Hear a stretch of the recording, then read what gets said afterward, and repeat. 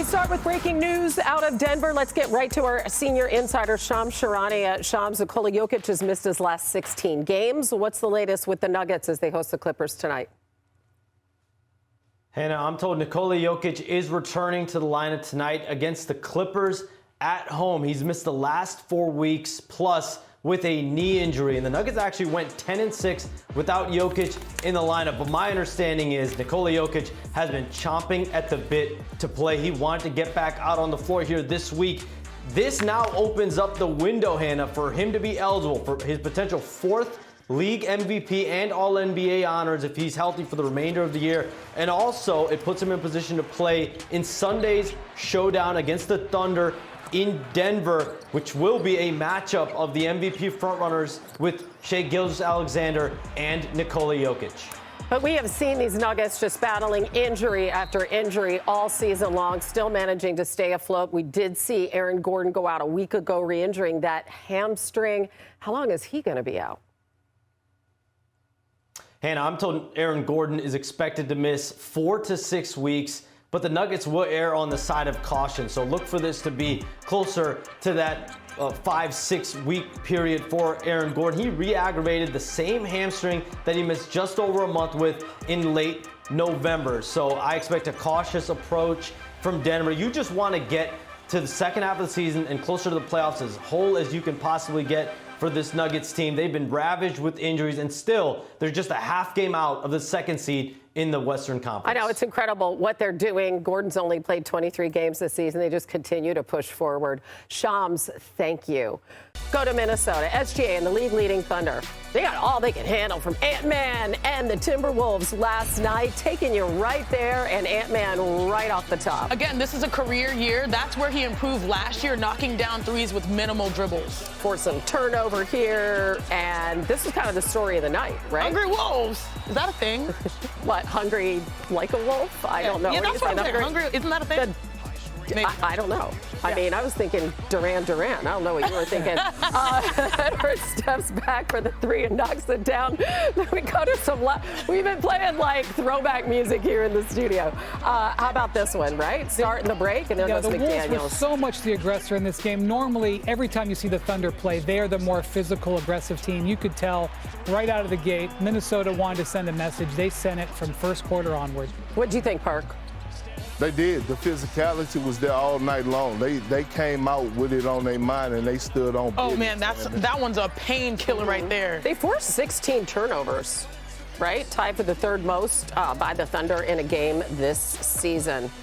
Ant-Man finishing with 26 points. The T-Wolves go on to win. Ooh, that mid-range. That's good defense. And that's better off. It is, With right? the left. There's your final, 123-111. Here's SGA. Left hand. Yeah. They punched first, obviously, tonight. Yeah. When you give a good team that has experience in their environment, like the first punch, and like let them feel comfortable at home, it's pretty hard to turn it off. It felt like they made a lot of shots, but it also felt like they were in rhythm. They were getting where they wanted to go, getting shots they wanted to shoot. And then even though we found ways to make them tough, it was a little bit too late.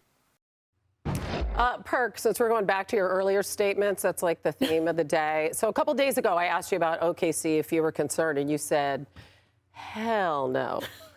What about now?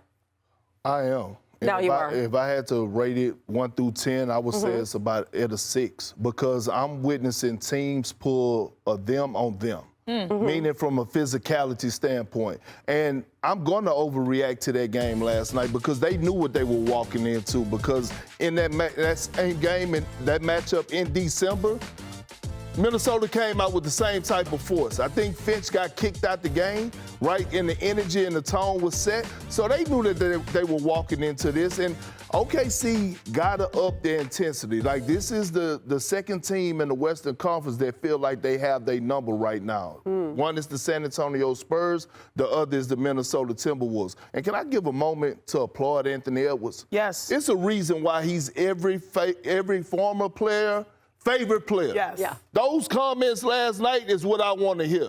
Every time I match up against SGA and the Thunder, it's personal. They put me out the playoffs last season. SGA got what I want. He got the championship, finals MVP, and MVP. I don't want to hear no more friendly stuff. That's what I want to hear right there. I am going to chill on the Thunder a little bit because they did get Isaiah Hartenstein back last night. He's been out. They did get Casey Wallace back. They're still missing 3 perimeter players, A.J. Mitchell and Jalen Williams, and it's affecting their offense. It's actually hurting Chet a little bit because he's not getting set up as well. Their offense is taking a step back. Their defense is taking a step back. Alex Caruso also out. Hey, they get a great opportunity on Sunday to bounce back from this game. Jokic is going to be there. That's their chance. Let's just see how they handle that. We also have the trade deadline coming up. I'm just wondering what they're thinking. I will say that I haven't heard the Thunder's name at all in trade talks for the last 2 years until the last couple of days. But I think it's more a reaction of looking for opportunities than it is like they're addressing the situation that's happening. And so what do they need? Yeah, I mean, to me, I do think that my focus when it comes to Oklahoma City Thunder in their losses is they're big. And I have a theory that I've been ruminating on for a while. Okay, all right, let's hear it. My theory is just that when you have teams that are predicated on team offense or team defense, you have to be exceptional, very similar to the Golden State Warriors. They're offensively exceptional that it made you realize that they are deficient maybe in a stellar big. You have a Nikola Jokic out there. You have a Victor Wembanyama. You have guards with size. I think in equal matchups physically, that's where people tend to struggle. And then lastly, in their losses, they only score 43 paint points compared to 54. They're finding ways to keep SGA out of the paint, and that affects their offense. Yeah. So let me keep cooking on the theory, but that's what I have on the front of my mind. All right, and then you cook on information this week. Time to go coast to coast. Get you caught up on the action from all around the NBA. The Suns beat the Pistons, 40-point performance. Can you say that? 40-point performance by Book. Perk, what statement did they make with the win? A huge statement, and a 40-piece wing dinner. I help you out by Dylan Brooks. Thank you. No Devin Booker, no Jalen Green, no problem. And he did that against one of the best, most physical teams in the NBA. Hell of a win by the Phoenix Suns. Hell of a leadership by Devin Booker. I'm going to start calling him coach. Okay, I like it. Meanwhile, KD had a 31-point performance in the Rockets win over the Hawks. That Houston defense allowed only 86 points. Chanae, what's going to keep these guys in contention? I'm going to actually say the offense because we know Houston, their identity is defensive. They're one of the few teams that's both top 6 in offense and defense, but they're 25th in made threes, albeit 8th in their percentage. So they need to make more threes at a high percentage, keep that up there. But my eyes on the offense, not necessarily defense. But we know it takes both. Always. Yes, always. There you go. The Nuggets beat the Nets. Michael Porter Jr. leading everybody with 38 points. The deadline is upon us. Brian, what's the market for him? This was a wonderful night for everybody, Hannah, because Michael Porter got to come back to Denver, got to have 38 points, and his team lost, which is what their goal is right now most nights. And the Nuggets were able to get a big win. I know that everybody thinks that Porter is available. That would be news to me. I have not heard that he is available. If he is available, that would be, I'll wait for Shams to tell me because I haven't heard that. Oh, wait. If it's news to you, it's news They to could us. offer him, but they haven't, to my knowledge. Remember the Broad Street Bullies, you guys? Right? Flyers, Stanley Cups in the 70s. Okay. Hockey? I wasn't born, but That's hockey for I those of wasn't you. born, but thanks for the education.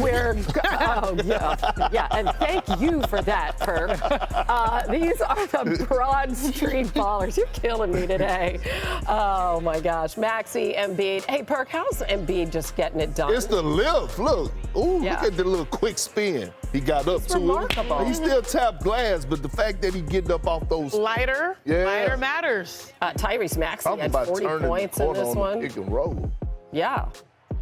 Here we go. Close All one. right. Wide open. The Kings are one of the worst Jeez. road teams in the league. I'm just going to tell you right now, and this was almost a big win. They for probably one of the worst home teams. Great play. Yeah. Great Yeah. play. That's a Beautiful play. That's a Brad Stevens special right there. That's so nice. So fun to see them playing this well. All right, so Maxey misses the free throw. You got one last chance there. They don't get it off in time. Joel has 37 points. Sixers win by 2. Perk, it's remarkable. Talk about dialing back the clock with Joel Embiid. What are you seeing? I'd like to issue an apology. Ooh, yay. Oh, I'm down for that. Yeah, seriously, to Daryl Morey, Joel Embiid, because I didn't expect this. Like, if you'd asked me this 2 months ago, I thought Joel Embiid was on the verge of, like, retirement, seriously.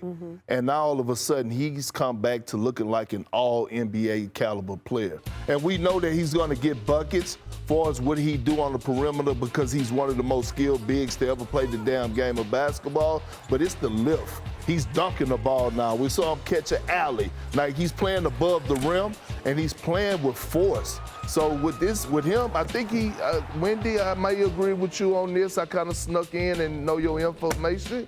I think he might be an all-star this year. You know, it's hard for me to squeeze him onto the team, maybe as a Giannis replacement. That's what I was thinking with Giannis out, right? Real talk, this is one of the best stories in the NBA. It is. Yeah. Joel Embiid, what's going on, right? I like what you say, And you know what I like about it? He had 37 points last night, 36 minutes.